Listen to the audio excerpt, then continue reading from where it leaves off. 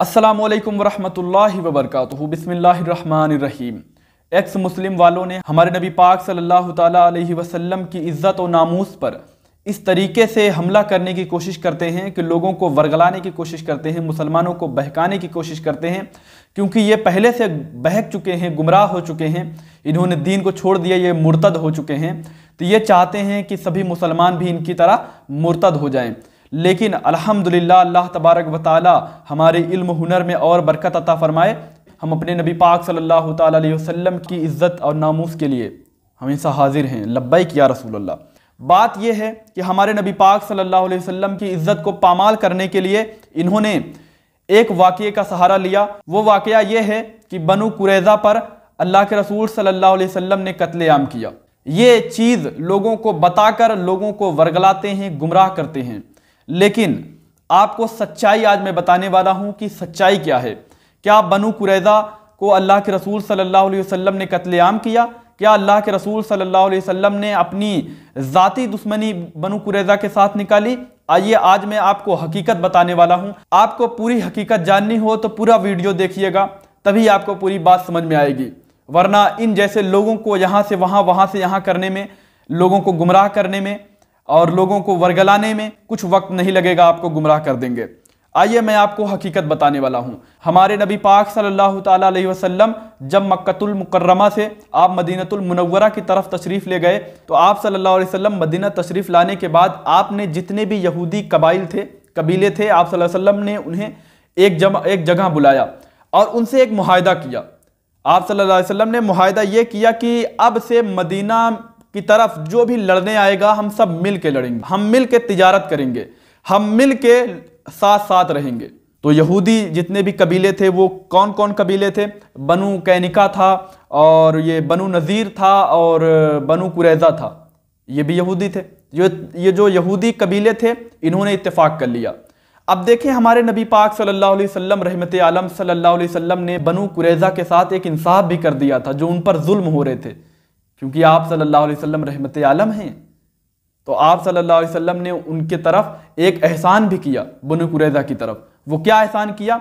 बात यह है कि जो यहूदी थे, यहूदी कबीले थे, उनमें बनु कुरैज़ा भी था और बनु नज़ीर और बनु कैनिका ये सब थे। जो बनु कुरैज़ा कबीला था ये बहुत कमज़ोर कबीला था, इस पर जुल्म होते थे। ये जो बनु कैनिका वाले थे, बनु नज़ीर वाले थे, ये इस पर यानी जुल्म करते थे, क्योंकि ये बनु कुरैज़ा वाले कमज़ोर थे।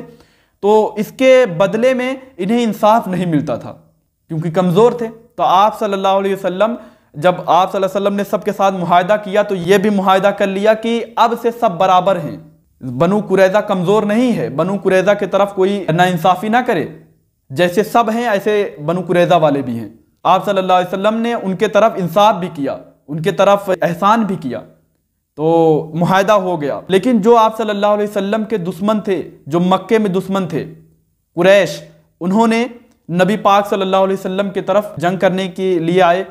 तो क्या हुआ? हज़रत अबू सुफियान जो बाद में ईमान लाए थे, इन्होंने यानी इन यहूदियों की तरफ खुफिया तौर पर लोगों को भेजकर इन्हें वर्गलाया, इन्हें बहकाया और ये फिर गए। नबी पाक सल्लल्लाहु अलैहि वसल्लम से जो इन्होंने अहद किया था, जो नबी पाक सल्लल्लाहु अलैहि वसल्लम से वादा किए थे, इन्होंने तोड़ दिए और इन्होंने मिल गए मक्के वालों की तरफ।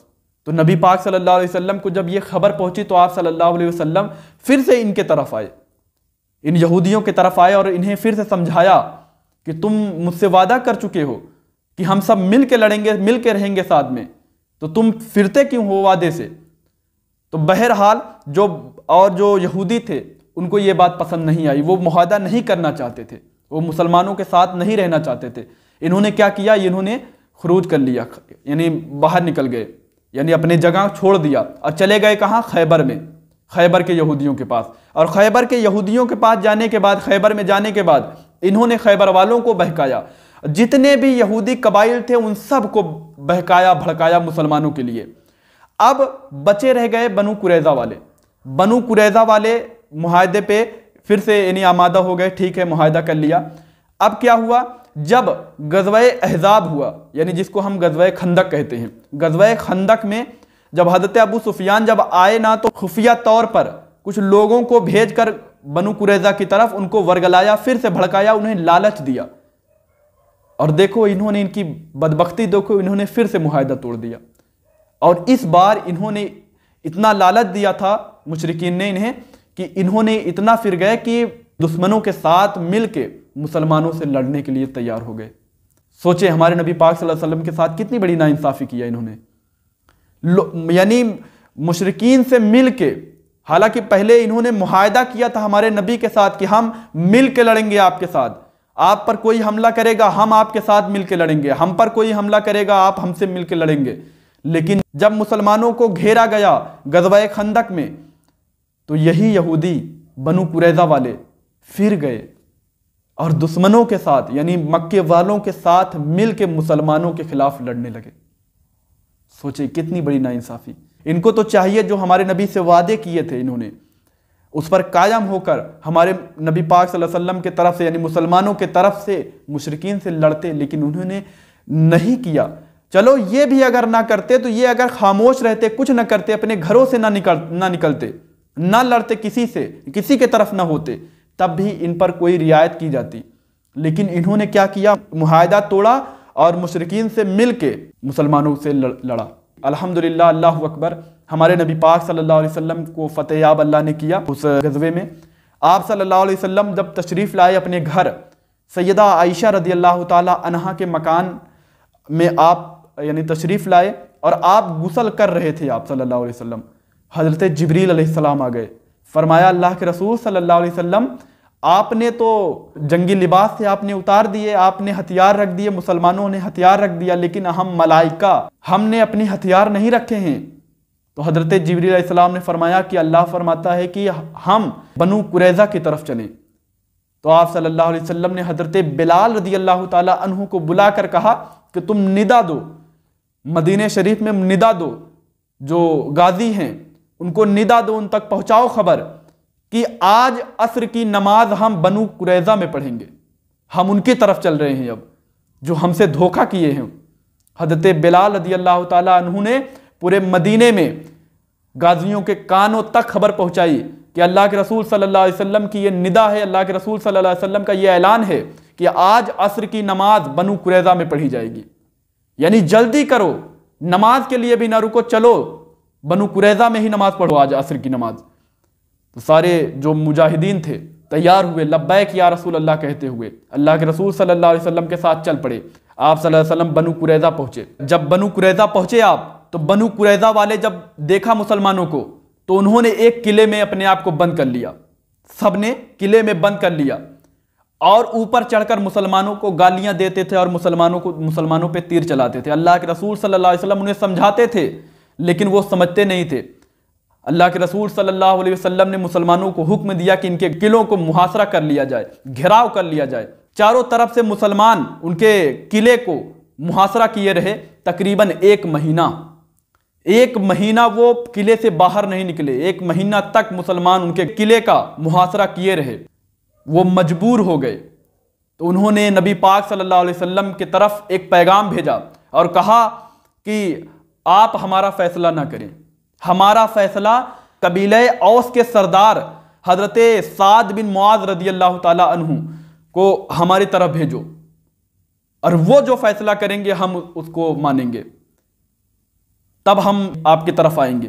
تو نبی پاک صلی اللہ علیہ وسلم نے حضرت سعد بن معاذ رضی اللہ تعالی عنہ کو بلوایا۔ حالانکہ وہ غزوہ احد میں زخمی ہوئے تھے، بہت بھاری زخم آیا تھا ان کو لایا گیا سواری پر اور انہیں ان کی طرف بھیجا گیا، بنو قریظہ کے قبیلے کے اندر بھیجا گیا۔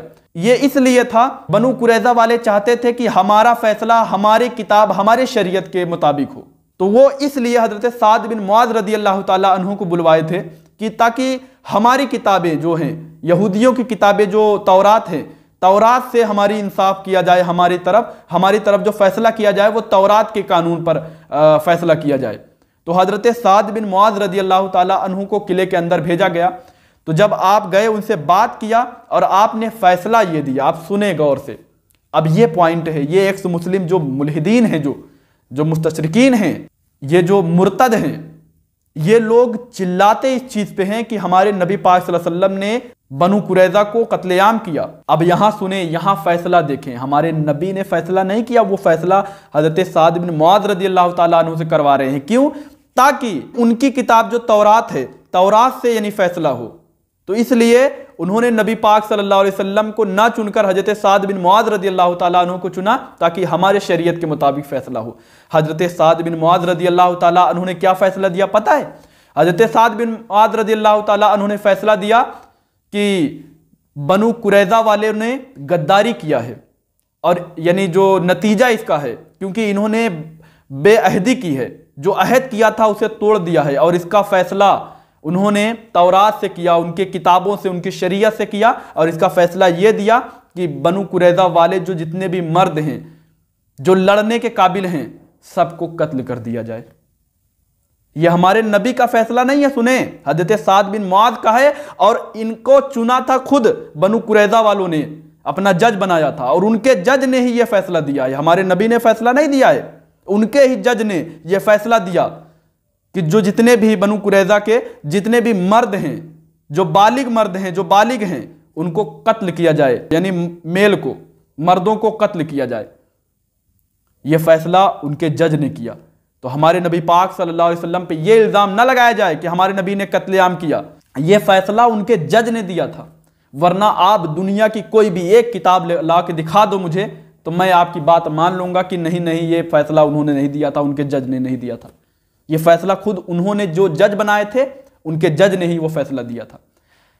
बल्कि मैं ये सोचता हूं कि हमारे नबी को अगर उन्होंने चुन लेते, कि हमारे नबी का फैसला अगर वो मानते, तो हमारे नबी पाक सल्लल्लाहु अलैहि वसल्लम सरापा रहमत थे।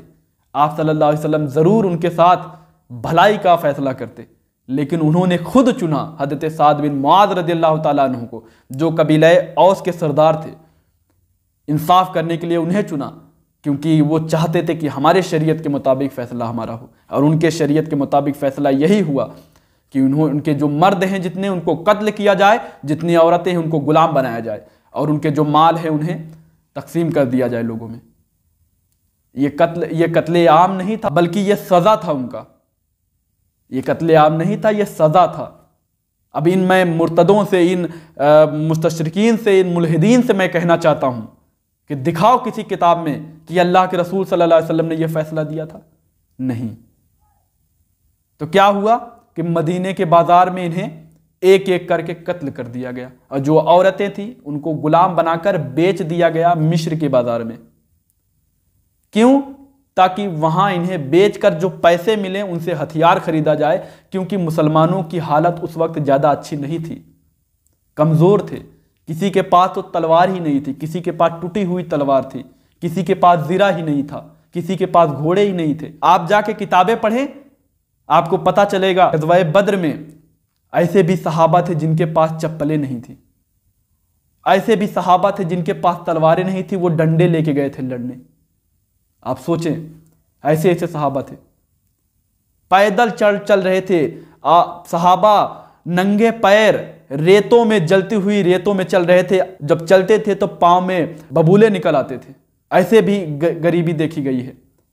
लेकिन अल्लाह तबारक व तआला ने इन्हें यानी फतेहयाब किया, इन्हें शान शौकत से नवाजा।